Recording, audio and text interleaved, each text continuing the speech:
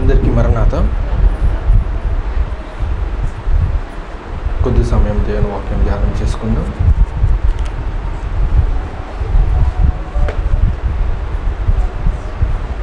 యోహాను సువార్త 19వ అధ్యాయం 5వ వచనం.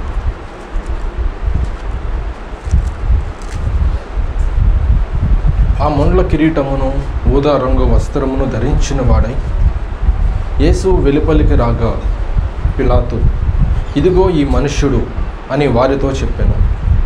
ప్రార్థన. సర్వోన్నతుడ సర్వపరిశుద్ధుడిని ఘనమైన నామమున స్తుతులు. కొద్ది సమయం నీ వాక్యం ద్వారా మాతో మాట్లాడము.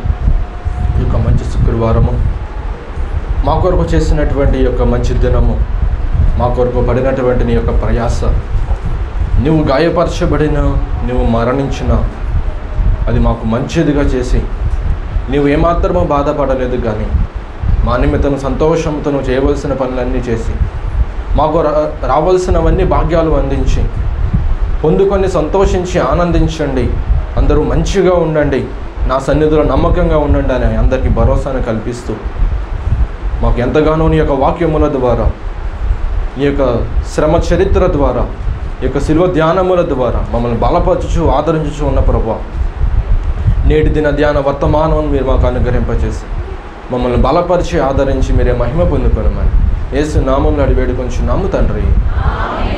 ప్రభు తన పరిశుద్ధ వాక్యమును బట్టి బలపరిచి ఆదరించి తన మహిమ కొరకు సిద్ధపరచుకొనును గాక. మనం చదువుకున్నటువంటి ఈ యొక్క వాక్యములో పిలాతు యేసు ప్రభును చూపించి ఒక మాట చెప్తున్నాడు. ఏమని అంటే, ఇదిగో ఈ మనుష్యుడు. పిలాతు దగ్గరికి అప్పగింపబడినటువంటి యేసు ప్రభు ఎలాగో ఉన్నాడు అంటే ఒంటరిగా ఉన్నాడు. ఆయన వెనకాల ఏమీ లేదు,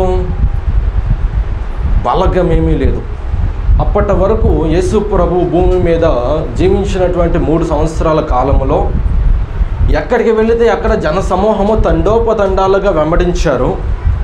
కానీ ఎప్పుడైతే ఆయన సిలువ దగ్గరికి వెళ్ళటానికి, అధిపతుల దగ్గరికి ఆయన ఎప్పుడైతే వెళ్ళాడో ఒంటరివాడైపోయాడు.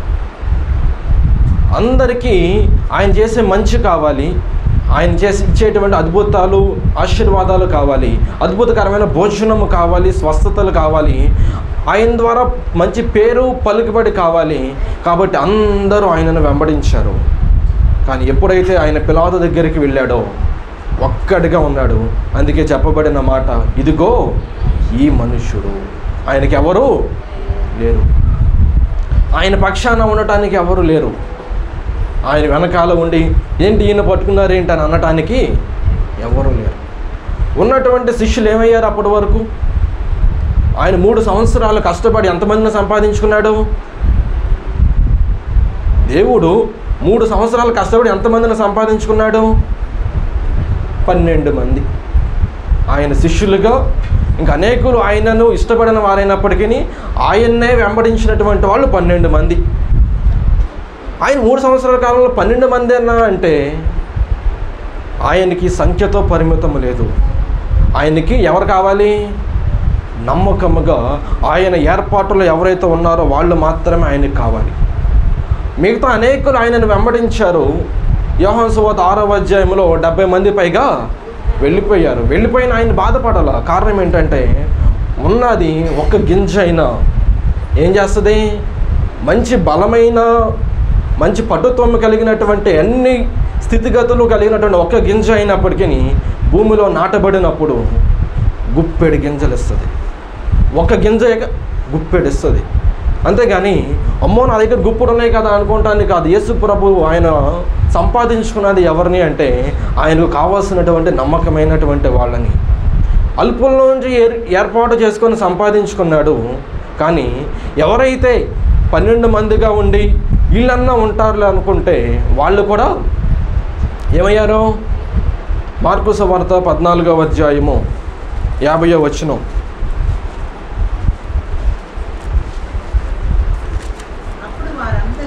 అప్పుడు వారందరూ ఆయనను విడిచి పారిపోయి. ఎవరో యేసు ప్రభు వెనకాలే ఉండి ఆయన ఏది చెబితే అది చేద్దామని ఆయన ఇచ్చిన పస్కా విందు భుజించారు. ఆయన ఇచ్చినటువంటి సంస్కారపు విందును కూడా ఆచరించి ఆయన వెనకాలే వెళుతూ ఉన్నప్పుడు ఎప్పుడైతే యేసు ప్రభుని పట్టుకున్నారో వాళ్ళు ఏమైపోయారో? పారిపోయారు. ఎక్కడ మాకు శ్రమలు వచ్చి పడతాయి, ఆయన బట్టి మాకు ఎక్కడ ఇబ్బంది కలుగుద్దామని వారు పారిపోయారు. అలాగూ పారిపోతారని ప్రభువుకి ముందే తెలుసు. అందుకే ఆయన ఏం చెప్పాడు?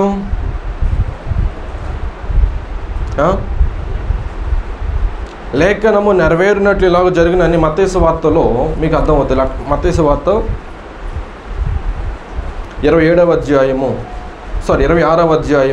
31వ వచనం. అప్పుడు యేసు వారిని చూచి, ఈ రాత్రి మీరందరూ నా విషయమై అభ్యంతరపడుదురు. ఎలయనగా గొర్రెల కాపరిని కొట్టుదును, మందలోని గొర్రెలు చెదరిపోవును అని వ్రాయబడి ఉన్నది కదా. చూసారు, యేసు ప్రభుకి ఆయన చివరి క్షణంలో ఎవరు ఉండరని ముందుగానే ప్రవచనం రాయించాడు. గొర్రెలు కాపరిని కొడితే గొర్రెలని చెదిరిపోతాయని ముందుగానే రాయించిన సందర్భాన్ని మరలా వాళ్ళ ముందు చెప్పినప్పుడు వాళ్ళు మేము ఎల్లనగాకి వెళ్ళమన్నారు. కానీ అందరిలో మొదటగా మాట్లాడినటువంటి పేతురు కూడా ఏమైపోయాడు? పారిపోయాడు. మిగతా వాళ్ళందరూ పారిపోయారు. యేసు ప్రభు మాత్రమే ఒంటరిగా మిగిలాడు. ఇప్పుడు ఆయన ఎలాగున్నాడు తెలుసా? ఒంటరి మనిషి. ఆయనలో నుండి సృష్టిని కలగజేశాడు. ఆయన మాట ద్వారా మనుషులను, సృష్టిని, మానవాళ్ళని కలగజేసి ఫలించి అభివృద్ధి చెందండి అన్నాడు, విస్తరించండి అన్నాడు. ఆయన చివరికి శిలువ దగ్గరికి ఆయన వచ్చేసరికి ఆయన ఒంటరి మనిషి అయిపోయాడు. ఆయనకి ఎవరు సహాయము చేసేది ఎవరు లేరు. ఇంకో విషయం తెలుసా? ఆయన ఏ సమయానికి అయితే అనగా ఈ యొక్క పస్కా విందు సమయము ఆయన పట్టుకున్నటువంటి సమయం ఎప్పుడంటే పస్కా పండుగ సమయం. పండుగ అంటే ఎలాగుంటుంది? వాతావరణం హడావిడిగా ఉంటుంది. మనకంటే కొంచెం మన పండుగలు వేరుగా ఉంటాయి. యూదుల పండుగల ప్రకారం వాళ్ళు ఎవరెవరు ఎక్కడెక్కడికి వెళ్ళిపోయినా పండుగలు అనేసరికి ఏది పస్కా పండుగ కావచ్చు, పర్ణశాల పండుగ కావచ్చు, పెంతెకోస్తు పండుగ కావచ్చు, ఇలాగ పండుగలు వచ్చేసరికి అందరూ వచ్చి యెరూషలేములో వాలిపోయేవాళ్ళు. అందరూ యెరూషలేములో ఉండేవాళ్ళు. అంటే ఎవరెవరు ఎక్కడెక్కడ వేరే వేరే ప్రాంతాల్లో, ఎందుకంటే యేసు ప్రభు ఆయన భూమి మీద సంచరించినప్పుడు ప్రచారం చేశాడుగా, అనేక ప్రాంతాలు వెళ్ళాడు, కేవలం యెరూషలేములోనే ఉండలేదుగా. అనేక ప్రాంతాలకి వెళ్ళినటువంటి వాళ్ళు కూడా ఇప్పుడు పస్కా పండుగ నిమిత్తం అందరు ఎక్కడున్నారు? యెరూషలేములోకి ఉన్నారు. ఇప్పుడు జనసాంద్రత యెరూషలేములో ఎక్కువ ఉంది, ఎక్కువ జనం ఉన్నారు. ఎక్కువ జనం ఉన్నప్పుడు ఇంకెక్కువ బలంగా ఉండాలి ఆయనకి. ఎందుకని ఆయన మొత్తం ప్రాచుర్యం చెందాడు కాబట్టి ఏమో మాకు తెలియదు అంటానికి వండుకోకుండా అందరూ యెరూషలేములో ఉన్నప్పుడు ఆయనకి గురించి ఏమవ్వాలి? ఆయన వెనకాల ఎక్కువ మంది బలగం ఉండాలి. కానీ ఆ బలగం ఆయనకి లేదు. అసలు యూదులైనటువంటి వాళ్ళు ఏమనుకున్నారంటే ఈయన వెనకాల ఉన్నటువంటి జనాన్ని చూసి, ఆయన వెనకాల ఉన్నటువంటి ఎప్పుడు ఎస్కాట్ లాగా 12 మంది శిష్యులు ఇంక వెనకాల జన సమూహాన్ని చూసి వాళ్ళు భయపడ్డారు. దేనికో తెలుసా? ఈ పండుగలు మాత్రం ఆయన చంపకూడదు అనుకున్నారు. పండగ అనేసరికి జనాలందరూ ఇంక ఎక్కువ వస్తారు కాబట్టి ఇంక ఎక్కువ ఆయన ఇష్టపడే వాళ్ళు చాలామంది ఉన్నారు. మొత్తం అన్ని ప్రాంతాల్లో ఆయనను తండోపతండాలుగా వెంబడిస్తున్నారు కాబట్టి ఈ పండుగలు మాత్రం ఆయన జోలికి పోకూడదు అనుకున్నారు. మార్కు సువార్త 14వ అధ్యాయము 1వ వచనం.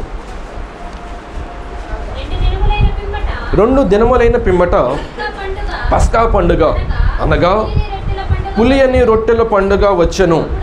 అప్పుడు ప్రధాన యాజకులను, శాస్త్రులను మాయోపాయము చేత ఆయనను ఎలాగో పట్టుకొని చంపుదమా అని ఆలోచించుకొనుచుండిరి గాని ప్రజలలో అల్లరి కలుగునేమో అని పండుగలో వద్దని చెప్పుకునేది. చూసారా ఏమనుకున్నారు? ఆయన కనుక పట్టుకుంటే జనాలందరూ ఏమవుతారు? వ్యతిరేకించి మేము ఇష్టపడేటువంటి వ్యక్తిని, ఎన్నో మంచి పనులు చేసేటువంటి వ్యక్తిని ఇలా చంపేస్తారంటే ఎవరు ఊరుకోరు కాబట్టి ఎక్కువ అల్లరి రేగుద్దేమో. కాబట్టి ఎవరికి తెలియకోకుండా సైలెంట్గా కార్యం జరిగిపోవాలి. కాబట్టి పండగలో అందరూ వస్తారు కాబట్టి మనం ఎవరికి తెలియకోకుండా మనం చేయలేము. కాబట్టి పండగ అయిపోయిన తర్వాత చూద్దామంటే యేసు ప్రభు వారు మాత్రం ఏం చేశారు? పండగ తర్వాత కుదరదు, నాకు పండగ లోపే కావాలని ఆయన వారిని మరింతగా రెచ్చగొట్టి వారిని ఏం చేశాడు? తన్ను తాను అప్పగించుకున్నాడు. ఎలాగ అప్పగించుకున్నాడో తెలుసా? ఒంటరిగా అప్పగించుకున్నాడు. అంతేగాని మేమందరం వస్తాం, మమ్మల్ని అందరినీ ఏం చేస్తారు, మా వెనకాల ఇంతమంది బలగా ఉన్నారండి అన్నట్లుగా తన వెనకాల ఉన్నటువంటి శిష్యులను కానీ జన సమూహాన్ని ఇబ్బంది పెట్టాలనుకోలేదు. అలాగని పండగ అయిపోయిన తర్వాత చేయడానికి కూడా వీలు లేదు. ఎందుకంటే ఆయన ఎలాగొచ్చాడో తెలుసా? ఇదిగో లోక పాపాలను మోసుకొని పోవు దేవుని గొర్రె పిల్ల అన్నట్లుగా పస్కా పశువుగా ఆయన వచ్చాడు. పస్కా పశువుని ఎప్పుడు వధించాలి? పస్కా పండుగలోనే వధించాలి. అవి పస్కా పశువుని సిద్ధపరిచి పండగ అయిపోయిన తర్వాత చేద్దామంటే ఆ పశువుని ఏం చేస్తున్నాడు? మామూలుగా కోసుకొని తినేట్టే తప్ప అది పస్కాను ఆచరించినట్లు కాదు. కాబట్టి పస్కా పశువుగా వచ్చినటువంటి యేసు ప్రభుని వధించవలసింది పస్కా పండుగలోనే. కాబట్టి వీళ్ళేమో పండగ తర్వాత ప్లాన్ చేద్దామంటే అమ్మో పండగ తర్వాత అది దేవుని చిత్తం కాదు. అందుకని పండగ లోపే, పండగల్లోనే అందరూ వచ్చేసి ఇబ్బంది పడుద్దేమోనంటే ఎవ్వరూ రారులే, నేను ఒక్కడనే వస్తానని ఆయన ఏం చేశాడు? తన్ను తాను ఒంటరిగా ఇక శత్రువులైనటువంటి వారికి అప్పగించుకుంటే ఇప్పుడు పిలాతు దగ్గర ఎవరున్నారు? ఒక్కడిగా ఉన్నాడు. ఆయన వెనకాల ఆయనతో మాట్లాడడానికి ఎవరు లేరు. కనీసం ఆయనన్న మాట్లాడుతున్నాడు అంటే ఆయన కూడా ఏమీ మాట్లాడుకోకుండా మౌనము కలిగి ఉండి ఆయన ఒకే మాట చెప్పాడు. యోహాను సువార్త 19వ అధ్యాయము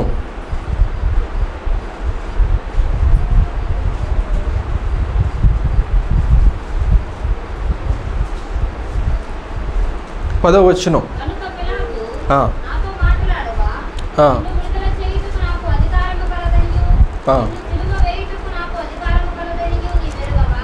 మరియు చాలు 18వ అధ్యాయంలో ఒకసారి మనం చూస్తే 35వ వచనం. అందుకు పిలాతు, నేను యూదుడనా ఏమి? నీ స్వజనమును ప్రధాన యాజకులను నిన్ను నాకు అప్పగించిరి కదా, నీవేమి చేసితివి అని అడిగాను. యేసు, నా రాజ్యము ఈ లోక సంబంధమైనది కాదు. నా రాజ్యము ఈ లోక సంబంధమైనదైతే నేను యూదులకు అప్పగింపబడినట్లు నా సేవకులు అప్పగింపబడకుండునట్లు నా సేవకులు పోరాడుదురు కానీ నా రాజ్యము ఏ సంబంధమైనది కాదనను. ఇది మనం వివరించుకోవడానికి సమయం చాలదు, కానీ నేను లోతులోనికి నేను వెళ్ళగా టచ్ చేసి నేను ఇక్కడ వెళ్ళిపోతాను. యేసు ప్రభు చెప్పిన మాట, నా రాజ్యము ఈ లోక సంబంధమైనది కాదు. ఈ లోక సంబంధమైనది అయితే నా కోసం ఏం చేస్తారు? నా సేవకులు పోరాడుదురు. ఇప్పుడు దేవుని కోసం ఏం చేయకూడదంట? పోరాడకూడదు. ఎవరిని పోరాడకూడదు? ఎవరితోనూ పోరాడకూడదు. ఎందుకు అంటే ఇక్కడ మనం చేయడానికి వచ్చింది పోరాటాలు చేయడానికి కాదు. ఇది మన రాజ్యము కాదు. ఏం చేయడానికి దేవుడు ఆయన వచ్చాడు? యేసుప్రభు ఎందుకు వచ్చాడు? ఆయన శిష్యులను ఎందుకు పంపించాడు అంటే పోరాటాలు చేసి గెలవండి అని కాదు. సందర్భం కాదు, కానీ ఒక విషయం మీకు తెలియజేస్తాను. పోరాటము ద్వారా ఇప్పుడు మన దేశంలో క్రైస్తవుల కంటే ఎక్కువ జనాభా కలిగిన మన దేశం, మన ప్రపంచం మొత్తం మీద క్రైస్తవుల కంటే, క్రైస్తవుల తర్వాత ఎక్కువ జనాభా కలిగినటువంటి యొక్క మతం ఏంటో తెలుసా? మహమ్మదీ మతం, ముస్లిం. ఇంకో విషయం తెలుసా? స్టాటిస్టిక్స్ ప్రకారం చూస్తే, లెక్కల ప్రకారం చూస్తే క్రైస్తవ సంఘము విస్తరించేదానికంటే మహమ్మదీయ మతం ఎక్కువగా విస్తరిస్తుంది ప్రపంచవ్యాప్తంగా. దేన్ని బట్టో తెలుసా? పోరాటం బట్టి. వారు ముందు నుంచి వారు ఎంచుకున్నటువంటి ఆయుధం పోరాటం. పోరాటము ద్వారా తాము విస్తరింపజేసుకున్నారు. రాబోయే తరాల్లో క్రైస్తవుల సంఖ్య తగ్గిపోయినా ఆశ్చర్యం లేదు. ఇప్పుడు అమ్మో ప్రపంచం మొత్తం మీద సగం మంది క్రైస్తవులను సంబరపడుతున్నాం, కానీ రాబోయే రోజుల్లో తగ్గిపోయినా ఆశ్చర్యం లేదు. కారణం ఏంటంటే మనం చేయాల్సింది పోరాటం కాదు. యేసు ప్రభు పోరాటం చేయమని చెప్పలేం. పోరాటమే కనుక చేస్తుంటే క్రైస్తవ మతం తప్ప ఏ మతం భూమి మీద ఉండేది కాదు. కానీ ప్రభు పోరాటం చేయమని చెప్పలేం. ఆయన పిలాతు అడిగాడు, ఏంటి నువ్వు గురించి నువ్వు మాట్లాడవా అంటే, నేను ఈ లోక సంబంధిని కాదు. ఈ లోక సంబంధం అయితే నా సేవకులు వచ్చి పోరాడతారు, కానీ ఈ లోక సంబంధాన్ని కాదు నేను. కానీ ఎందుకు వచ్చాడు అంటే ఇహలోక సంబంధంగా ఉన్నటువంటి వారందరినీ పరసంబంధులుగా చేయటానికి ఆయన ఒంటరిగా వచ్చాడు. ఒంటరిగా సిలువ దగ్గరికి, శ్రమ దగ్గరికి వెళ్ళాడు. తనతో పాటు ఉన్న మిగతా వాళ్ళని శ్రమకి అప్పగించాడు. కాబట్టి ఆయన ఒంటరి మనిషిగా అందరి కోసం వచ్చి, ఇప్పుడు ఒక మాట చెప్పాలి అంటే అందరికీ బదులుగా ఒక్క మనుషుడు, ఆ మనుషుడు కూడా ఒంటరి అయినటువంటి మనిషి. ఎక్కువ మంది బలగం ఉంటే ఏ వ్యక్తికైనా నా వెనకాల ఇంత బలగం ఉందనే సంతోషం ఉంటుంది. నా వెనకాల ఎంతమంది ఉన్నారు, వాళ్ళు చూసుకుంటారు అన్నట్లుగా మంచి పని చేయాలన్నా చెడు పని చేయాలన్నా వెనకాల బలగాన్ని బట్టే చేస్తాడు ఎవడైనా. బలగం కనుక లేకపోతే నేను ఒంటరిని, నేనేం చేయను, ఏ మంచి చేయను అంటాడు. అమ్మో చెడు చేయాలంటే అందరు కలిసి నన్ను గుమ్మేస్తా, నేను చేయలేనని. వాటి మంచి చేయలేడు, ఇడు చెడు చేయలేడు. బలగం ఉన్నటువంటి వాళ్ళే ఏదన్నా చెయ్యాలన్నా, అది వృద్ధి చెందాలన్నా వెనకాల బలగం ఉండాలి. కాబట్టి యేసు ప్రభు ఆయన సిలువ మీదకు ఎలాగ వెళ్ళాడు, పిలాతు దగ్గరికి ఆయన ఎలాగ వెళ్ళాడు, ఎలాగ ఉన్నాడు అంటే ఈయన వెనకాల ఏ బలగం లేదేంటి?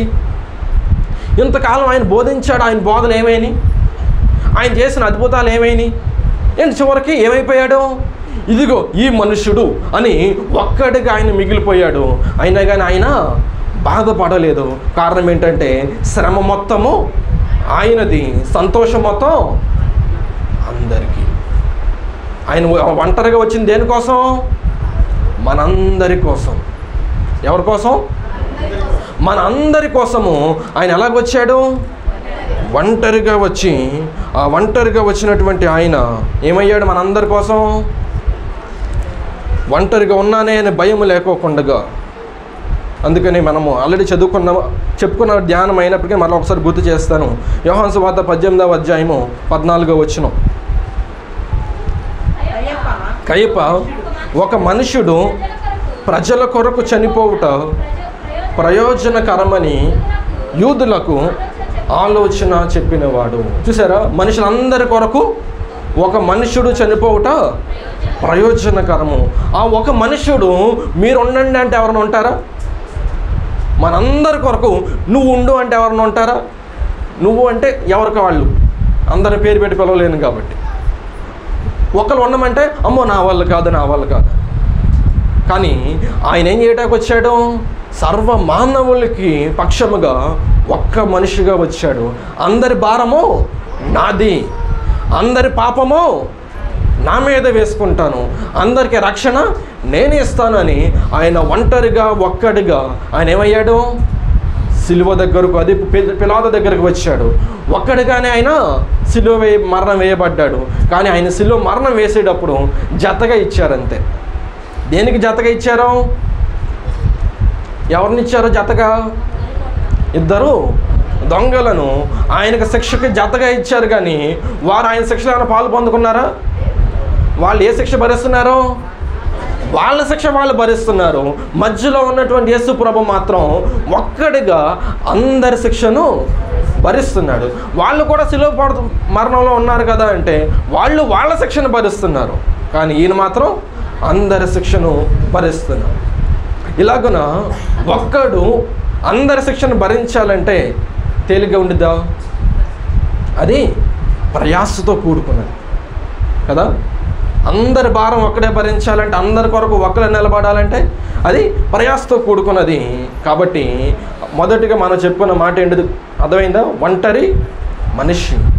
ఇప్పుడు ఆ ఒంటరి మనిషిగా ఉన్నటువంటి యేసు ప్రభు అందరి భారాన్ని భరించాడు. అది ప్రయాసతో కూడుకున్నది. కాబట్టి ఇప్పుడు ఆయన ఏం చేయాల్సి వచ్చిందో తెలుసా?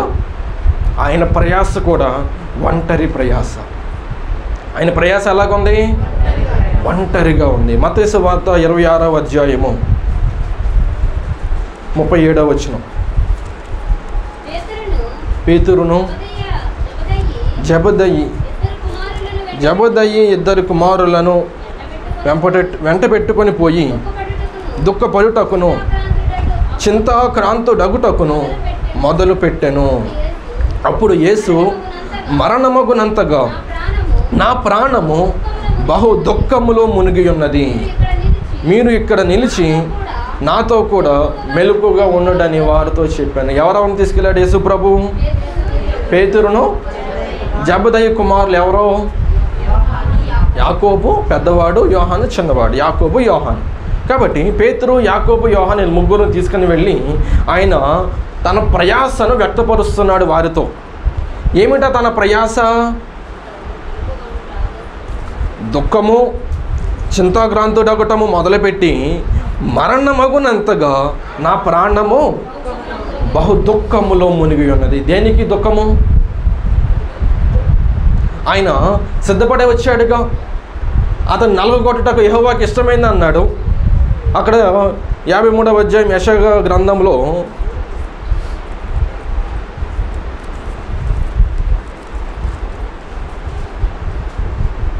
11వ వచనం, అతడు తనకు కలిగిన వేదనను చూచి తృప్తి నొందును. ఏం చేస్తాడంట? తనకు కలిగిన వేదనను చూసి తృప్తి నొందేటువంటి స్థితిలో ఆయన ఉన్నాడు. అది ప్రవచనంగా రాయబడినప్పుడే. మరి ఇప్పుడు యేసుప్రభు ఆ యొక్క ఒంటరిగా ఉండేసరికి ఇప్పుడు ఆయనకి ఏమనిపించింది? ఆయన ఎలాగున్నాడు? దుఃఖముతోనూ చింతాక్రాంతుడగును మొదలుపెట్టి ప్రాణము బహు దుఃఖంలో మునిగి ఉన్నది అని. ఏ రకంగా అంటే మరణమయ్యేటంతగా ప్రాణము దుఃఖంలో మునిగి ఉన్నదంట. అంటే ఆయన ఏం చేస్తున్నాడో తెలుసో, తను పడుతున్నటువంటి ప్రయాసను మాటలతో వివరిస్తూ చెప్పినటువంటి మాట. మరియు తర్వాత దేవుని కూడా ఒక ప్రార్థన చేశాడు. 39వ వచనం, మత్తయి సువార్త 26:39, కొంత దూరము వెళ్ళి సాగిలపడి, నా తండ్రి సాధ్యమైతే ఈ గిన్నె నా యొద్ద నుండి తొలగిపోనిము, అయినను నా ఇష్ట ప్రకారము కాదు నీ చిత్త ప్రకారమే కానిమ్మని ప్రార్థించాడు. నా చిత్తము కాదు కానీ నీ చిత్త ప్రకారమే కానిమ్ము అని ప్రార్థించాడు. దేనికి? ఒంటరిగా ఉన్నాడు, శిష్యులను వెంట పెట్టుకుని వెళ్ళాడు. అయినా కానీ శిష్యులు ఏమవుతున్నారు? నిద్రపోతున్నారు. కారణం ఏంటో తెలుసా? వారికి ఏం లేదు, ప్రయాస లేదు. ప్రయాస పడేటువంటి తల్లిదండ్రులకి కొన్నిసార్లు ఏమవుదో, నిద్ర పట్టదు. పిల్లలకి, చిన్నపిల్లలు ఏం చేస్తారు? ఏం శ్రమ ఉందో, ఏం బాధ ఉందో ఏమీ తెలియదు, ప్రశాంతంగా నిద్రపోతారు. కానీ తల్లిదండ్రులకి వాళ్ళకు ఉన్నటువంటి ఎదుర్కొన్నటువంటి ప్రయాసాలకి, వాళ్ళ కష్టానికి నిద్ర పట్టుకోకుండా దివారాత్రులు దుఃఖంతో ఉండేవాళ్ళు చాలామంది ఉంటారు. కానీ పిల్లలకి తెలియదు. ఇప్పుడు వీరిద్దరి సిచ్యువేషన్ అలాగుంది. యేసు ప్రభు ఏమో ప్రయాసతో భారంతో ఉన్నాడు, శిష్యులకేమో ప్రయాస లేదు. వాళ్ళకి ఏ భారం లేదు, వాళ్ళకి ఏ బాధ్యత లేదు. కానీ ఆయన ప్రార్థన చేయండి అని చెప్పాడు. అయినా కానీ వాళ్ళకేమవలా? ప్రార్థన చేసేటువంటి సమయములో, ప్రార్థన చేసేటువంటి స్థితిలో వారు లేకోకుండా నిద్రాభారము వలన నిద్రపోతూనే ఉన్నారు తప్ప వారు ప్రార్థన చేసేటువంటి స్థితి లేదు. కారణం ఏంటంటే వారికి ప్రయాస లేదు. కాబట్టి ప్రయాసపడిన వాళ్ళకి నిద్ర రమ్మన్నా రాదు. కాసేపు పడుకుందామన్నా కానీ నిద్ర రాదు, ఎందుకంటే ప్రయాస ఉంటుంది కాబట్టి. ఇప్పుడు యేసు ప్రభు అదే ప్రయాసలో ఉన్నాడు. ఆయన దగ్గర శిష్యులు ఉన్నారుగా. ఆయన ఒంటరిగా ఎలాగ ఉన్నాడంటే, దగ్గర శిష్యులు ఉన్నారు, కొంత దూరంలో మాట పలికేటంత దూరంలో, మాట వినబడేటంత దూరంలో శిష్యులు ఉన్నారు. కానీ ప్రయాసలో మాత్రం ఎవ్వరూ లేరు. ఎవరిని చేరగలరా? వాళ్ళైతే లేరు, మనం వెళ్దాం అనుకుంటారా? ఆయన ప్రయాసలో మనం చేరగలమా? ఆయన ఏం చేస్తాను అంటున్నాడు? ప్రయాస పడుతున్నాం అంటే ఎప్పటి నుంచి ఆయన ప్రయాస? మానవుని కలగజేసినప్పటి నుంచి ప్రయాసే. ఎంతో ప్రేమగా, ముద్దుగా, అల్లారి ముద్దుగా సహవాసం చేద్దాం, ప్రేమను నేను ప్రేమిస్తాను, వాళ్ళు నాకు ఉంటారు, మనం జతగా ఒకటిగా సహవాసంలో ఉందామని ఆయన ప్రేమతో చేసుకున్నాడు. కానీ పాప ప్రవేశమును బట్టి, మానవులను బట్టి ఎవరికి ప్రయాస? దేవుని ప్రయాస. ఎందుకు అంటే మానవుడికి పాపం యొక్క బరువు ఏంటో తెలియదు.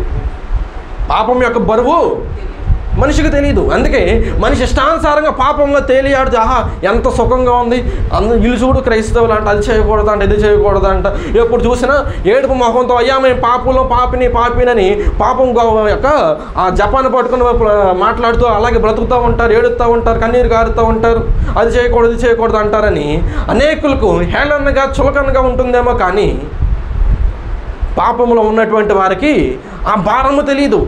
ఆ భారము తెలిసినటువంటి యేసు ప్రభు, దేవుడు సృష్టికర్త, ఆయన మానవులను కలగజేసినప్పటి నుండి ప్రయాసతోనే దేవుడు మనిషికి దూరమయ్యాడు, కానీ సంతోషంగా లేడు.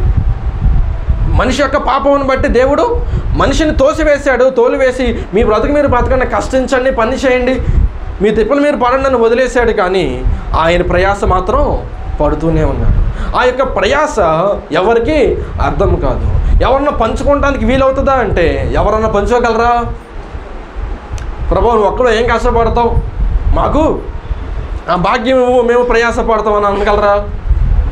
ఇంకేమన్నా అంటే మేమే ప్రయాసపడతాం, మా భారం తొలగించి అంటాం. నీ ప్రయాస నాకు ఇవ్వని ఎవడంటాం? అర్థమైందా? అందుకే ఆయన ఎంత ప్రయాసపడుతున్నా ఇంకా అడుగుతున్నాడు, ప్రయాసపడి భారం మోసుకొంచున్న వాళ్ళని నా దగ్గరికి రండి అంటున్నాడు. నేను ఎంత బాధపడుతున్నా నేను మీ మీద ఆ బాధను, ఆ యొక్క భారాన్ని నేను పెట్టను, మీరు నా దగ్గరికి రండి, నేను మీకు విశ్రాంతినిస్తాను అని మరలా ఆయనే ఆహ్వానిస్తున్నాడు. బాధ మొత్తం ఆయనది, సంతోషం మనకిస్తున్నాడు.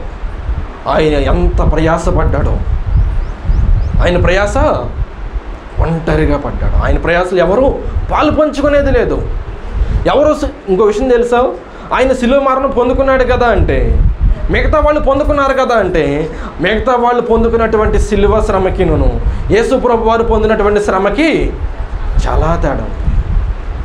ఏ ఒక్కరికి చనిపోయేటంతగా 39 కొరడా దెబ్బలు కొట్టుకుంటూ తీసుకుని వెళ్ళి, అనేక దెబ్బలు కొట్టుకుంటూ తీసుకెళ్ళి శిలువ ఎవరిని వేయరు. శిలువ మరణం వేయాలంటే ఒంటి మీద చిన్న దెబ్బ కూడా పడనుకోకుండా తీసుకెళ్తారు. మహా అయితే కొడతారు కానీ దెబ్బలు కనపడకుండా కొడతారు. అది పోలీసులకి టెక్నిక్గా అదే వాళ్ళ చేతుల్లో ఉన్నటువంటి పని అనమాట. దెబ్బలు కనపడవు, వాళ్ళు రివెంజ్ వాళ్ళు తీర్చేసుకుంటారు. అలాగన నేరస్తుడు కాబట్టి పైకి దెబ్బలు కనపడుకోకుండా కొట్టుకుంటూ సిలువ వేస్తారేమో, కానీ యేసు ప్రభుకు మాత్రమే గాయాలు కనిపించి రక్తము దారాలుగా కారుచున్న తల మీద నుంచి ముళ్ళ కిరీటము పెట్టి రక్తము పాదాలు ఒళ్ళంతా రక్తపు ముద్దలాగా అయిపోయి తీసుకుని వెళుతూ ఉన్నాయి. వాళ్ళకి భయం వేసింది ఏంటో తెలుసా? మనం పెట్టినటువంటి ఈ బాధకి, ఆయన పడుతున్నటువంటి ప్రయాసకి ఎక్కడ సిలువ ఎక్కోకుండా ఆయన చనిపోతాడేమో అని భయం వేసింది వాళ్ళకి. అందుకని ఏం చేయడం మొదలుపెట్టారు? ఎవడన్నా మోస్తాడేమో ఆయన సిలువ, కొంత భారం వేరేవాడు భరిస్తాడేమో అని ఎవరు మోస్తారా అని వెతికారు. ఒకడు పట్టుకున్నారు బలవంతంగా, కానీ యేసు ప్రభు ఆ వ్యక్తికి పూర్తి భారాన్ని ఇవ్వలేదు. వెంటనే ఆయన మరలా ఆ సిలువను ఆయన మీద వేసుకొని ఆయనే వెళ్ళాడు. కానీ తన ప్రయాస ఎవరికి చెప్పాలి? ఆయన యొక్క ప్రయాస ఒంటరిగా పడుతూనే ఉన్నాడు. అప్పటి నుండి ఇప్పటి వరకు పడుతూనే ఉన్నాడు. కానీ ఎవరికి ఏం చేయట్లేదు? ఇలాగ ప్రయాస పడుతున్నాను అని తన బాధని ఎవరికైనా చెప్పుకోవటానికి ఎవరన్నా తోడున్నారా? ఆయనకి తోడు ఉంటారా? కనీసం ఆయన ప్రయాసను ఎడిదిరిగి భరించలేము, ఆయన ప్రయాసలు ఎడిదిరిగి తోడు ఉండలేము. కానీ ఆయన సహవాసంలో ఆయన ఇంత బాధపడుతున్నాను అని ఆయన చెప్పడానికి వినేటువంటి చెవిగా మనం ఉంటామా? మనం ఉంటామో లేదో తెలియదు, కానీ ఎంతవరకు నిలబెట్టుకుంటామో లేదో తెలియదు. కానీ బైబిల్ మిషన్ను దేవదాస్ అయ్య గారి చేతిలో పెట్టినప్పుడు దేవదాస్ అయ్య గారికి ఉన్నటువంటి అనుభవము, ఆయనకున్నటువంటి భక్తిని బట్టి ఆయన తన బాధ అంతా ఆయనకి చెప్పుకునేవాడంట. మరి అంత ప్రయాసపడుతుంటే బాధను ఎడిదిరిగి తీర్చలేరు. కొంచెం మాట్లాడితే వినేవాళ్ళని ఉండాలిగా. ఆ వినేవాళ్ళుగా ఉంటే ఏమవుతుంది? కొంచెం మనిషి యొక్క బాధ తీర్చకపోయినా చెప్పుకుంటే వినేవారి కొడుతుంటే కొంచెం భారం తగ్గినట్టుగా అనుకుంటాం. అలాగున ఆయనకి కనీసం ఆయన ప్రయాసలో తోడు ఉండటానికి ఎవరన్నా ఇష్టపడుతున్నారా? ఇష్టపడరు. ఎప్పుడు చూసినా ఇంకా భారం వేయటమనే తప్ప, ప్రభు నీ యొక్క నీ ప్రయాస నేను తీర్చలేను, నీ భారాన్ని నేను తొలగించలేను, కానీ నువ్వు నాతో ఏం చెప్పాలనుకున్నా చెప్పు, నేను నీతో సహవాసము నేను చేస్తాను. అందుకనే దేవదాస్ దేవునితో నిరంతరం సహవాసం చేయాలని బైబిల్ మిషన్ వారికి అనుదినము ఆయనతో సహవాసం చేయాలి, ఖచ్చితంగా చేయాలని కండిషన్ పెట్టింది. ఎందుకు అంటే ఆయన ప్రేమను తెలుసుకొని ఆయన యొక్క సహవాసంలో ఎదిగి ఆయన అన్నీ చెప్పేవాడు దేవుడు. ఈ విషయం ఆ విషయం అనేటువంటిది ఎవరు ఎలాగ బాధపడుతున్నారో కూడా చెప్పేవాడు. ఒకనొక సందర్భంలో పురుషోత్తమ చౌదరి గారంట, నేను దేవుని కొరకు ఇన్ని పాటలు రాశాను, ఇంత ఇదిగా నేను ఆయన పరిచయం నేను వాడబడగలుగుతున్నాను, అనేకుల్లో జనాదరణ పొందుకొని గొప్ప గొప్ప పాటలుగా కీర్తి గడించుచున్నాయి, దేవుని ఆత్మను పొందుకు ఎంత ఇదిగా నేను వాడబడుతున్నాను, ఇంత పని చేస్తున్న దేవుడు నాకు కనపడ్డే అని ఒక నిందేశాడంట. ఈ విషయం ఎవరికి తెలియదు, ఎందుకంటే దేవునితో ప్రార్థన చేస్తే ఎవడో తెలుస్తుంది. ఈ విషయం ఎలాగ తెలిసిందంటే దేవదాస్ అయ్య గారి దగ్గరికి వచ్చి ప్రభు అన్నారంట, చూడు దేవదాసు, ఈ పురుషోత్తమ చౌదరి ఇంత ఇదిగా పరిచయం చేస్తాను, నాకు కనపడ్డే అని నిందేస్తున్నాడు, కానీ కనపడవచ్చుగా అని ఒక్క మాట కూడా అడక్కోకుండా ఇలా నిందేస్తున్నాడు చూడు దేవదాసు అన్నాడు. అర్థమైందా? మనం కనీసం ఆయన ప్రయాసను తీర్చలేకపోయినా ఆయన యొక్క సహవాసము చేయొచ్చు, ఆయనతో సంబంధం కలిగిన వారుగా ఉండాలి, అది మనకి ప్రాముఖ్యం. అందుకనే అందరూ అట్టి విధానం కలిగి ఉండాలని దేవదాసయ్య గారు ఖచ్చితమైన నియమంగా పెడితే మనము సన్నిధి చేసినా చేయనట్టుగా, చేయకుండా చేస్తున్నామని అన్నట్లుగా మనల్ని మనం మాయ చేసుకుంటూ నేను దేవునితోనే సహవాసం చేస్తానని అనుకుంటున్నాం, కానీ మనం ఇంకా ఆయన ప్రయాస పెడుతున్నామే తప్ప, ఇంకా ఆయనకి బాధ పెడుతున్నామే తప్ప ఆయన ఓదార్చేటువంటి స్థితిలో ఏ ఒక్కరు నిలబడలేకపోతున్నారు. కాబట్టి మనం ఏం చేయాలి? ఆయనకి సహవాసం చేసి ఆయనతో సంబంధం కలిగి ఉండే వారంగా ఉండాలి. కారణం ఏంటో తెలుసా? ఆయన ప్రయాస ఆయనది కాదు, అది మనది, నీది నాది, మనందరి ప్రయాస.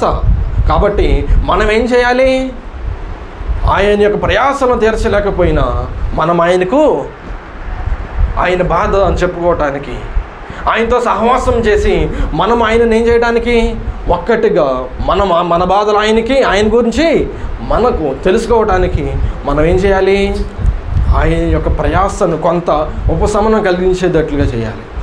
ఆయన నేటికి ఏం చేస్తున్నాడు? ప్రయాసపడుతున్నాడు. ఏ రకంగా ప్రయాసపడుతున్నాడు తెలుసా? రోమిలకు రాసిన పత్రిక 8వ అధ్యాయము 34వ వచనం. శిక్ష విధించేవాడెవడు? చనిపోయిన క్రీస్తు యేసే. అంతేకాదు మృతులలో నుండి లేచిన వాడును, దేవుని కుడి పార్శ్వమున ఉన్నవాడును, మన కొరకు విజ్ఞాపనము కూడా చేయువాడును ఆయనే. విజ్ఞాపన ప్రార్థన చేయడం తేలిక, ప్రయాస. మన గురించి మనం ప్రార్థన చేసుకోమంటే ఎంతసేపు అన్నా మనం చేసుకోగలం.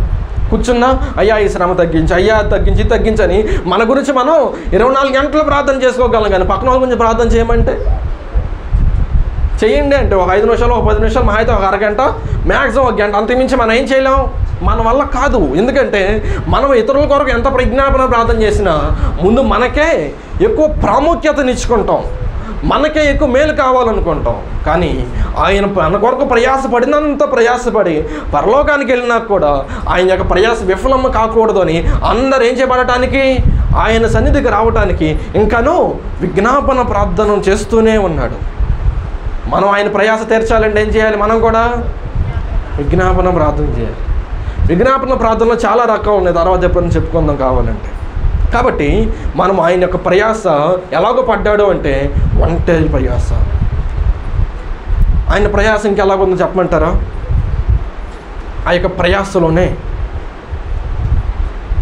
ఒంటరి మనిషిగా ఉన్నటువంటి యేసు ప్రభు, ఒంటరిగా ప్రయాసపడుచున్నటువంటి ఆయన, ఇంకెవరో లేకపోయేసరికి ఆయన ప్రార్థన కూడా ఒంటరి ప్రార్థన అయిపోయింది.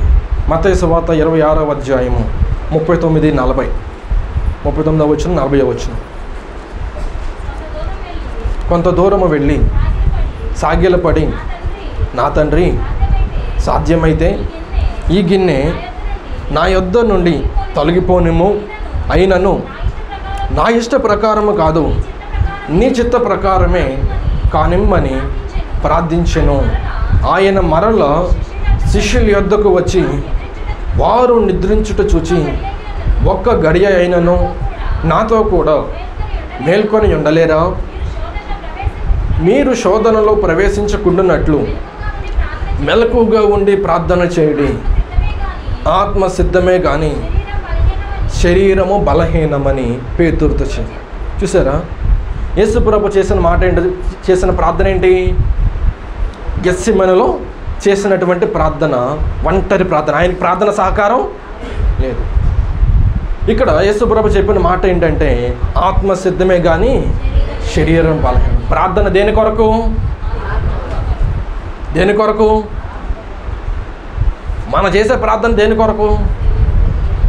మన శరీరం కొరకు, మన ఆత్మ కొరకు ప్రార్థన మనం చెయ్యం. ఎందుకు చెయ్యం? మనం పట్టించుకోం కాబట్టి. యేసుప్రభు చేసిన ప్రార్థన దేని కొరకు? ఆయన శరీరం కొరకు. ఆయన శరీరం కొరకు ఎందుకు ప్రార్థన చేశాడంటే, ఇప్పుడు మన చదివిన మాటలోనే ఉంది, ఆత్మ సిద్ధమే కానీ శరీరం బలహీనం. ఇప్పుడు శరీరాన్ని ఏం చేయాలి? ప్రార్థన ద్వారా బలపరుచుకోవాలి. మనం చేసే ప్రార్థన ఏమో మన శరీర అవసరాల కోసం, కానీ యేసుప్రభు చేసిన ప్రార్థన శరీరాన్ని ఆత్మ కొరకు బలపరచడం కోసం. ఎందుకంటే ఆత్మ సిద్ధమే అని చెప్పి ఆత్మను పంపించేసి మన శరీరం ఇక్కడ కదలలేంగా, ఉండలేంగా. దేవుని ఆత్మ, మనం దేవుని కొరకు పరితపిస్తున్నామని చెప్పి ఆత్మ నువ్వు దేవుని కొరకు పరితపిస్తున్నావు కదా, నువ్వు వెళ్ళు నేను ఎక్కడ ఉంటానని శరీరం అంటే కుదురుద్దా? రెండు ఒక చోట ఉండాలి. మన ఆత్మ దేవునితో సహవాసం చేస్తున్నప్పుడు ఆత్మ సిద్ధంగానే ఉంటుంది. దేవుని దగ్గరికి వెళ్ళాలన్నా, ఎప్పుడు లేచి ప్రార్థన చేయాలన్నా, ఎప్పుడు ఏ సమయానికి మందిరానికి రావాలన్నా, ఏ ప్రార్థనలు ఏకీపించాలన్నా ఆత్మ పద వెళ్దామంటుంది. కానీ శరీరం ఆలస్యంగా వెళ్దాం, తర్వాత వెళ్దాం అని శరీరం బలహీనపరుచుద్ది. కాబట్టి ఈ బలహీనపరిచేటువంటి శరీరాన్ని ఏం చేయాలి? ప్రార్థన ద్వారా నలగొట్టుకొని ఆత్మతో పాటు నడిపించుకుంటూ తీసుకెళ్ళాలి. అంతేగాని మన ఆత్మకి ఏం చేయ అవసరంలా, ప్రత్యేకంగా ప్రార్థన నేర్పించే అవసరంలా. ఆత్మకి దేవునితో టచ్ చేసి వదిలిపెడితే చాలు.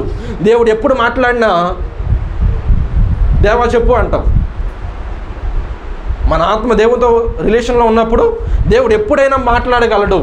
ఏ సందర్భంలో అయినా, బండి మీద వెళ్తున్నప్పుడైనా, నిద్రపోతున్నప్పుడైనా, పడుకో ముందైనా, ఎప్పుడైనా దేవుడు మాట్లాడతాడు. కానీ మన శరీరం ఏం చేస్తుంది? మొండికేస్తుంది, బలహీనపరుచుద్ది. కాబట్టి యేసుప్రభు వారు తన శరీర యొక్క బలహీనతను ఏం చేయడానికి, అధిగమించడానికి ఆయన ప్రార్థన చేశాడు. అంతేకాని ఆయన ఆ యొక్క భారాన్ని తీసుకొనలేక కాదు. కానీ అంతేనా, మట్టి శరీరమే కాబట్టి ఆయన పరిశుద్ధంగా ఉన్నటువంటి ఆ యొక్క శరీరము ఒక్కసారిగా అంత బరువు భరించాలంటే, ఒక మాట చెప్తాను, చిన్న పిల్లవాడికి మీద 10 కేజీలు బరువు పెట్టండి, మోయగలడా? మోయలేడు. ఎందుకంటే వాడి శరీరము బరువును మోయడానికి సహకరించదు. అలాగున యేసుప్రభు ఏ పాపము చేయనటువంటి ఆయన శరీర రీతిగా జీవించినప్పటికీ ఏ పాప బరువు ఆయన కలిగలేకోకుండా జీవించినప్పుడు ఒక్కసారిగా బరువు మీద మోయాలంటే శరీరం ఏమైపోద్ది? అల్లాడిపోదు. కాబట్టి ప్రభువా నీ చిత్తం అయితే తొలగించు, అయినను నా శరీర చిత్తము కాదు నీ చిత్త ప్రకారం జరిగించు. శ్రమలకు వెళ్ళాలంటే ఏ శరీరం ఒప్పుకుంటుంది? ఏ శరీరం ఒప్పుకోదు. కాబట్టి ఏం చేయాలి? ప్రార్థనతో జయించాలి. ఆయన ప్రార్థన కోసము సహకారిగా వెళ్ళిన అందరూ ఏమయ్యారు? నిద్రపోతున్నారు. కానీ ఆయన యొక్క ప్రార్థనకు సహకారిగా ఎవ్వరు లేరు. కాబట్టి ఆయన ప్రార్థన ఏమైంది? ఒంటరి ప్రార్థన. ఆయన ఒక్కడే వేదన పడుతున్నాడు, ఆయన ఒక్కడే శ్రమ అనుభవిస్తున్నాడు. కానీ ఆయన ఏమాత్రము సహాయం చేసేవాళ్ళు ఎవ్వరు లేదు. ఈ రకంగా గెత్సెమనులో ఆయన చేసినటువంటి ప్రార్థన ఒంటరి ప్రార్థన. మరియు మత్తయి సువార్త 27వ అధ్యాయము 46వ వచనములో ఇంచుమించు 3 గంటలప్పుడు యేసు ఏలీ ఏలీ లామా సబక్తాని అని బిగ్గరగా కేకవేశాను. ఆ మాటకు నా దేవా నా దేవా నన్నెందుకు చేయి విడిచితవని అర్థము. ఇక్కడ ఆయన చేసినటువంటి ప్రార్థన ఏమిటా ప్రార్థన? నన్నెందుకు చేయి విడిచిపెట్టావు అని చేసినటువంటి ప్రార్థన. ఎక్కడుండి? సిలువ మీద వేలాడుతూ, సిలువ శ్రమను అనుభవించి వేలాడుతూ ఉన్నటువంటి ఆయన శరీరాన్ని బట్టి కలిగినటువంటి వేదనను బట్టి, శరీరాన్ని కలుగుతున్నటువంటి గాయమును బట్టి ఆత్మ ఏం చేయబడింది?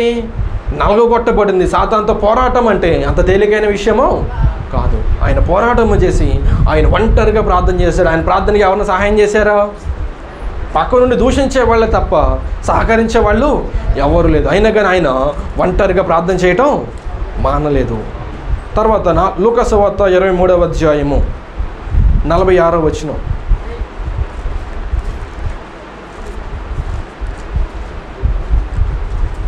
అప్పుడు యేసు గొప్ప శబ్దంతో కేకవేసి, తండ్రి నీ చేతికి నా ఆత్మను అప్పగించుకొనుచున్నానను. ఇది ఆయన చేసినటువంటి ప్రార్థన. ఈ ప్రార్థన కూడా ఒంటరి ప్రార్థనే. ఎందుకంటే ఈ యొక్క ప్రార్థనని ఎవరు అంతక్రితము చెయ్యలేదు. ఇలా చెయ్యాలని నేర్పించింది ఆయనే.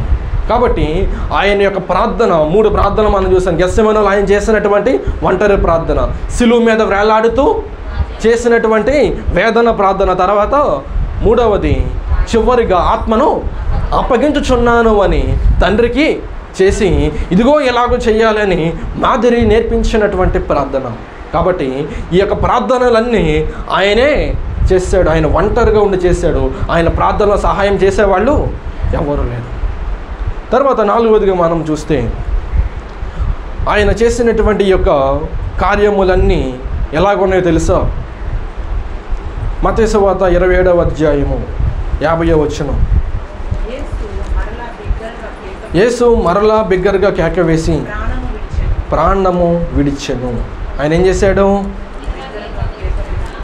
ప్రాణము విడిచాడు. ప్రాణం విడవటంలో గొప్ప ఏముంది అంటే, ప్రాణము విడవటంలో గొప్ప లేదు, కానీ ఆయన ప్రాణము విడిచిన దగ్గర నుండి ఆయన చేసినటువంటి పని ఏదైతే ఉందో అది ఒంటరి ప్రయాణం. అది ఎటువంటిది? ఒంటరి ప్రయాణం. కారణం ఏంటంటే, మనిషికి తెలిసిందల్లా ఏంటంటే పుట్టిన ప్రతి ఒక్కరూ గిట్టక మానడు. అదే జగమెరిగిన సత్యం. నువ్వు తిన్నా తినకపోయినా ఉన్నా లేకపోయినా ప్రసంగి చెప్పేది కూడా అదే. ఏంటి? సమస్తం ఉన్నవాడు ఒక రోజున చేస్తున్నాడు, ఏమీ లేనివాడు కూడా ఒక రోజున చేస్తున్నాడు, ఏం సంపాదించిన ఏ సుఖం అంటున్నాడు. కారణం ఏంటంటే ప్రతి మనిషికి మరణం ఏమైంది? అదే ముగింపుగా అయింది. మరణం తర్వాత ఏంటో తెలీదు.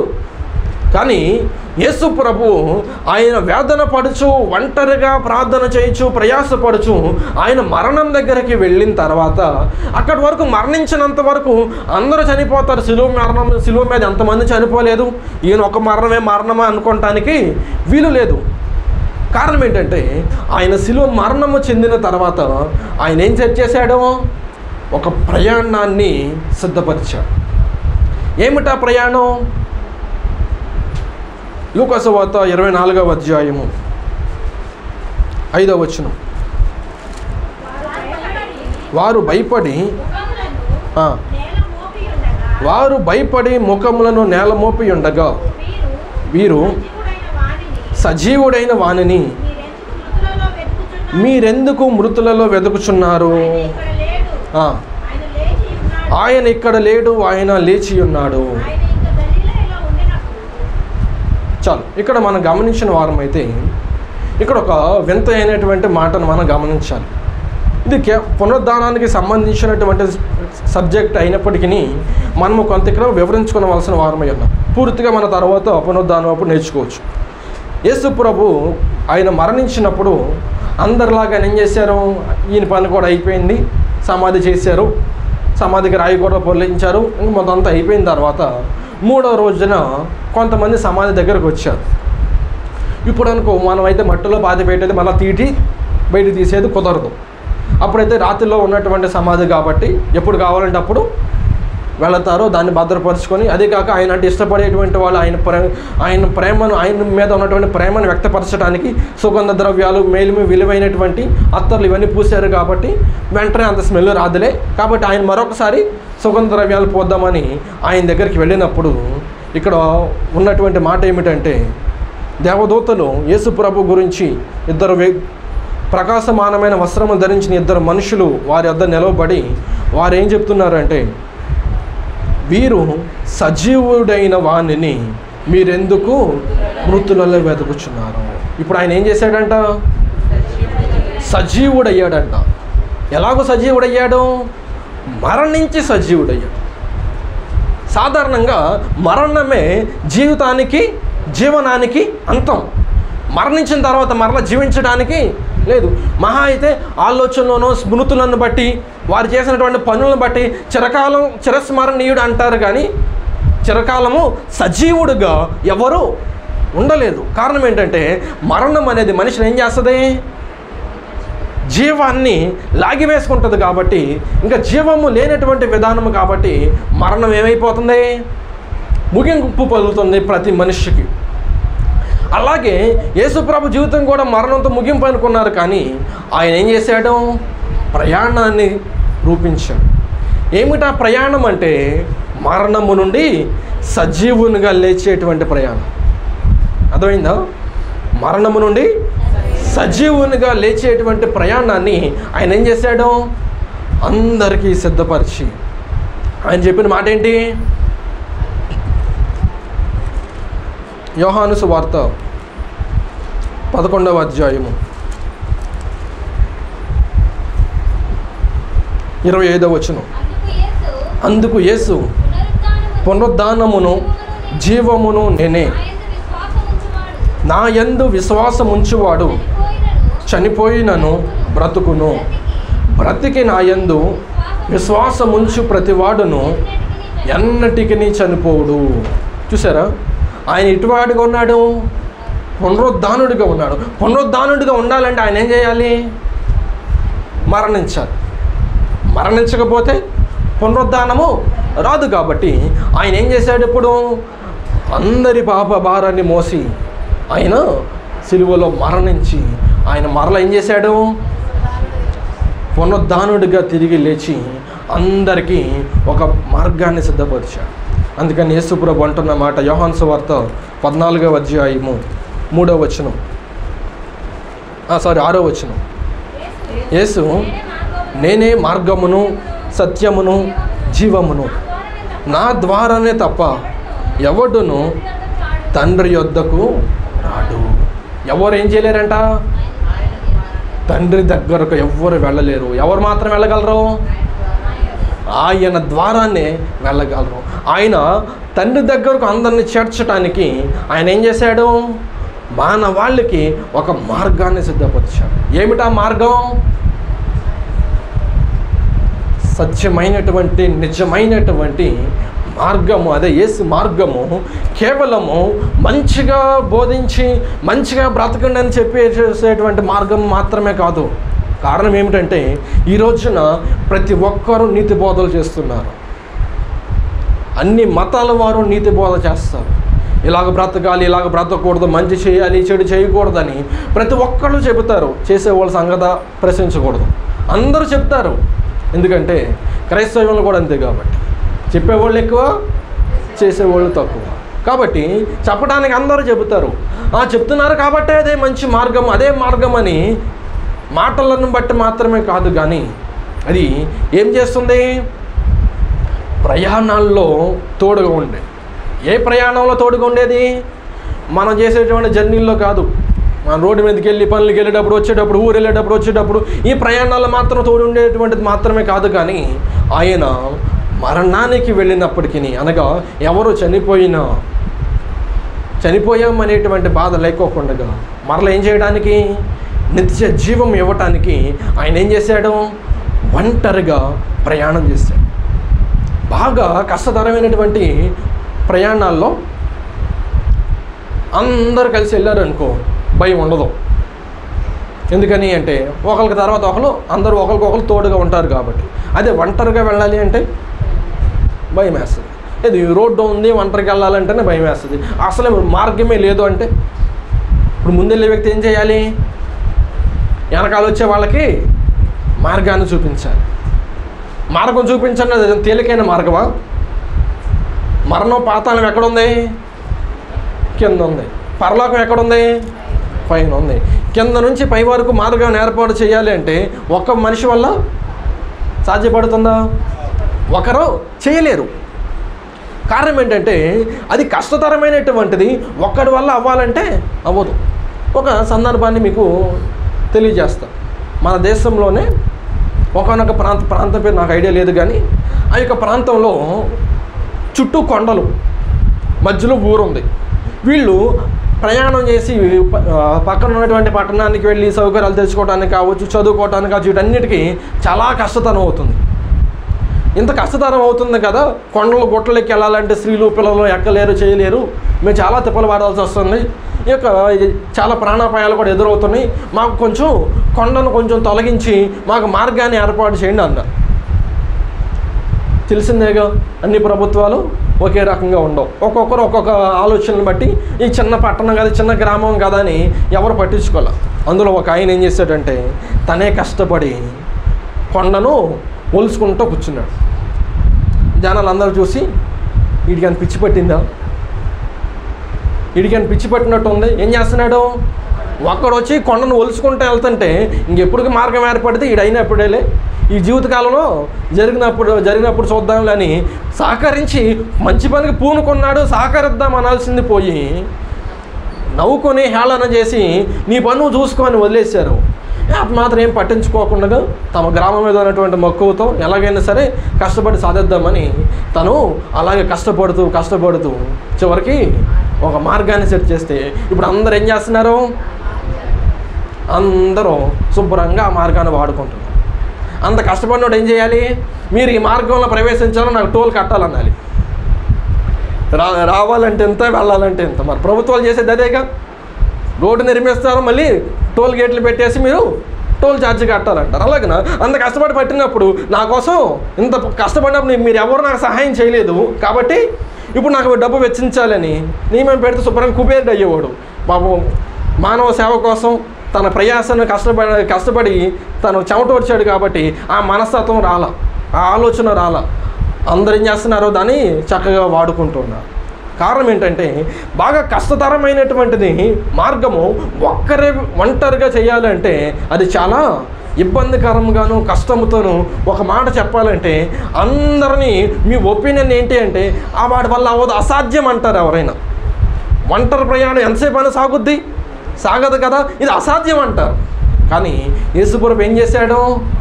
ఒంటరి ప్రయాణము సాధ్యపరిచి ఇప్పుడు నేను పునరుద్ధానమును జీవమును నేనే, నా ద్వారా అందరూ తండ్రి దగ్గరకు మీరు రాగలరు అని అందరిని ఏం చేశాడు? తండ్రి దగ్గరికి తీసుకెళ్ళటానికి ఆయన నేనే మార్గము అని. ఇప్పుడు మార్గం ఎవరయ్యారో? ఆయనే అయ్యాడు. ఆయన ఎలాగయ్యాడు తెలుసా? అదే ఒంటరి మార్గం. ఆయన ఒంటరి ప్రయాణం చేసి ఇప్పుడు ఏర్పరిచిన మార్గం ఏంటంటే ఏకైక మార్గము, ఒకే ఒక మార్గము, అంతేగాని అనేక మార్గాలు లేవు. ఇంగ్లీష్లో ఒక సామెత ఉంది ఏంటంటే all roads leads to Rome అని. అన్ని మార్గాలు all ways leads to Rome అని, అన్ని మార్గాలు రోమ్కే నడిపిస్తాయి. రోమ్ అంటే ఏంటంటే అది గ్రీకులకు ఉన్నటువంటి పట్టణానికి ఉన్నటువంటి చాలా కాలం క్రితం పాలించినటువంటి పట్టణాల్లో రాజధానికి ఉంది కాబట్టి ఎవరైనా రాజధానికి వెళ్ళాలంటే ఏ మార్గాన్ని ఎక్కినా ఇదే రాజధాని అంటారు కాబట్టి అలాగన సామెత వచ్చింది. అలాగన లోకంలో మనుషులు ఏమనుకుంటారంటే ఏ పని చేసినా, ఎంత మంచి పని చేసినా మన స్వర్గానికి వెళ్ళిపోతాని ఒక్కొక్కరు ఒక్కొక్క మార్గాన్ని ఎంచుకుంటూ ఉంటారు. అర్థమైందా? ఏకైక మార్గం అంటే జనాలకి ఏమొస్తుంది? ఇదొక్కటేనా, దీనికి ప్రత్యామ్నాయం లేదా అంట. అర్థమైందా? ఎందుకు ఒక్కటే అంటే నచ్చదు. ఏం కావాలి? ప్రతి మనిషికి ఆప్షన్ కావాలి. ఆ ఆప్షన్లో ఏది తేలికైందో అది ఎంచుకుంటాడు. కాబట్టి ఒకటే మార్గం అనేసరికి ఒకటేనంట వెళ్దామని లోబడి వెళ్ళే వాళ్ళ సంఖ్య తక్కువగా ఉంటుంది. కాబట్టి యేసు ప్రభు వారు ఆయన చేసినటువంటి ప్రయాణంలో ఆయన మార్గాన్ని ఏర్పాటు చేసి ఆయన ఒక మాట చెప్పాడు. ఏంటో తెలుసు? మత్తయి సువార్త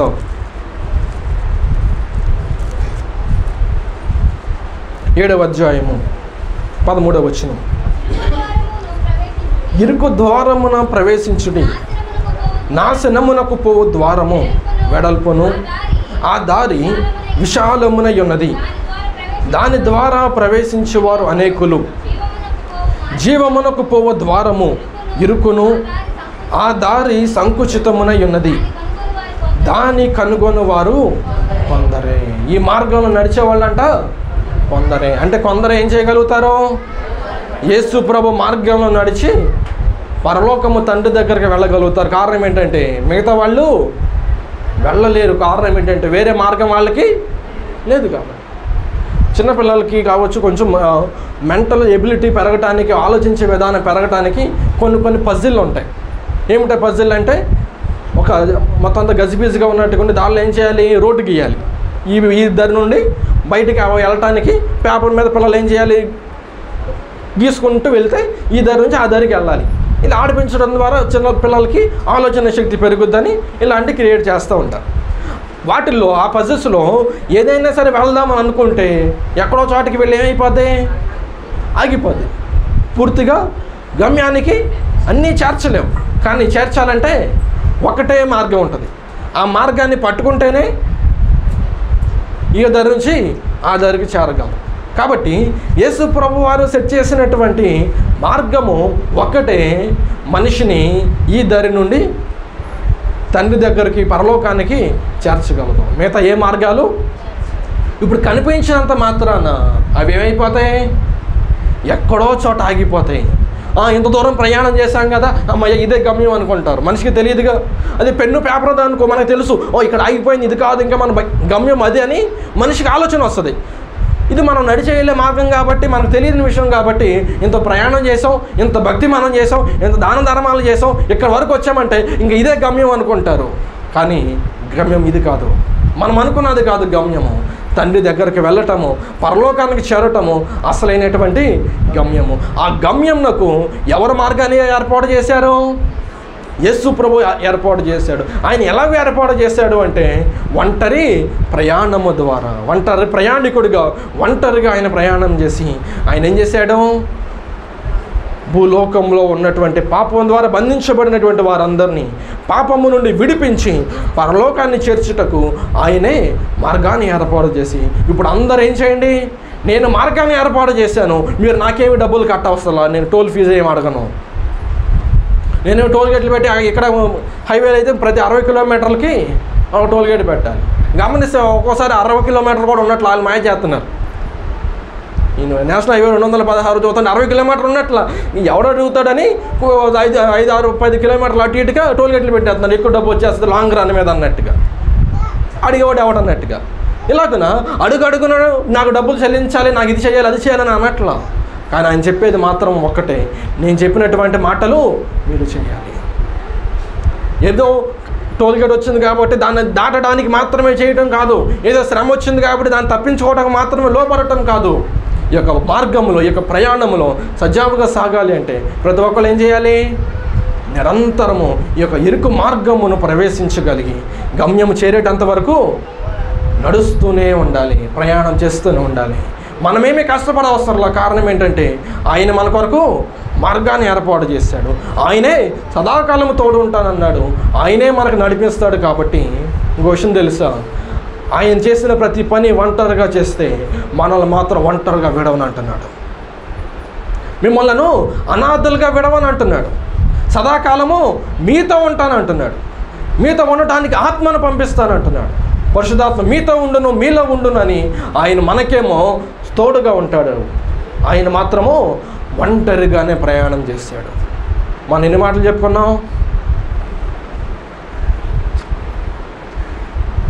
చాలా బాగా అంటున్నారు. సంతోషం. ఒంటరి మనిషి ఆయన ఏం చేశాడు? ఒంటరిగా వచ్చాడు.